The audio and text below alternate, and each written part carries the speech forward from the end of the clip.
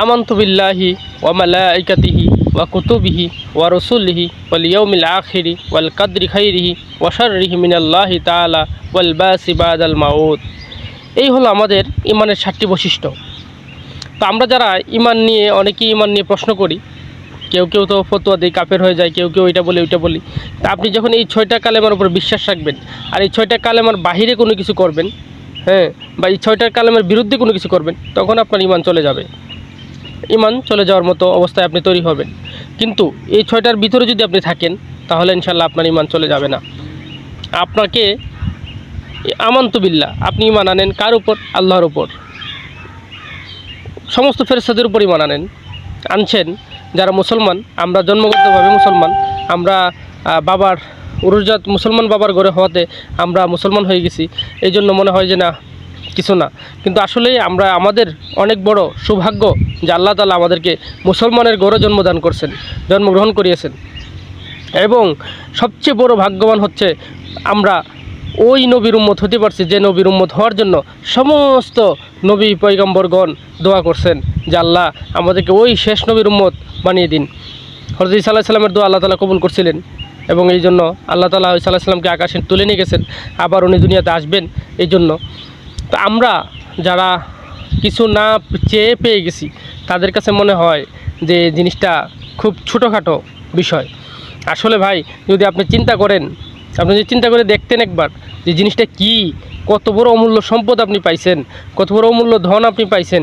আসলে চিন্তা না করে, আপনি না বুঝে আমরা অনেকেই অরাস্তায় মানে সোজা রাস্তায় চলতে চাই না। আল্লাহ রাসূল সাল্লাল্লাহু আলাইহি সাল্লাম বলছেন সিরাতুল মুস্তাকিমের পথে চলার জন্য। সিরাতুল মুস্তাকিমের পথে কি আমরা চলি? আমরা কি সিরাতুল মুস্তাকিমের পথে? আমরা এখন আমাদের মন মতো চলার চেষ্টা করতেছি, এই জন্য দুনিয়াটাকে খুব কঠিন মনে করে ফেলতেছি। দুনিয়াটা ভাই এত কঠিন না, আল্লাহ তাআলা আমাদেরকে এত কঠিন করে দুনিয়াতে প্রেরণ করেন নাই, সহজ করেই প্রেরণ করেছিলেন। কিন্তু আমরা আমাদের জীবনটাকে কঠিন করে সাজিয়েছি, তার জন্য এরকম। আপনি যখন 5 ওয়াক্ত নামাজ পড়বেন, দেখবেন আপনার সব কিছুতেই একটু সহজতা লাগবে। আর আল্লাহ রাসূল সাল্লাল্লাহু আলাইহি সাল্লাম বলছেন, যার নামাজ যত সুন্দর তার জীবন তত সুন্দর। তা আপনি কেন এত বিমর্ষ হয়ে থাকেন, হতাশ হয়ে থাকেন? আপনি কি আল্লাহ রাসূল সাল্লাল্লাহু আলাইহি সাল্লামের হাদিস শুনেন নাই? কোনো আলেমদের মুখ থেকে শুনেন নাই? কারো মুখ থেকে শুনেন নাই?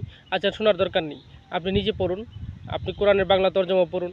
দেখুন আল্লাহ তাআলা কোরআনের মধ্যে কত সুন্দর সুন্দর আয়াত দিয়েছেন আমাদেরকে বোঝার জন্য। আসলে ওই জায়গায় এরকমভাবে বলে দিছে যে আমরা ওই জ্ঞানী লোকদের জন্য জ্ঞান অর্জন করার জন্যই কোরআন। এখন আপনি কোরআন পড়বেন না, জানবেন না, তাহলে শিখবেন কোথা থেকে? এখন আপনি যদি অজ্ঞতাবশত না জানেন, না শুনেন, তাহলে কি আল্লাহর দোষ দিলে লাভ হবে? আপনি কাজ করবেন একটা, ফল চাইবেন আরেকটা। আপনি গাছ লাগাবেন আম, চাইবেন ফল কাঁঠাল, হবে? এটা কোনোদিনও হবে না ভাই। তার জন্য আপনি আম গাছই লাগাতে হবে। আপনি দুনিয়া থাকতে থাকতে, ইমান থাকা অবস্থায়, মৃত্যুবরণ করার আগেই আপনি আপনার আমলকে সাজিয়ে নিন এবং ইমানকে পরিপূর্ণ করে নিন।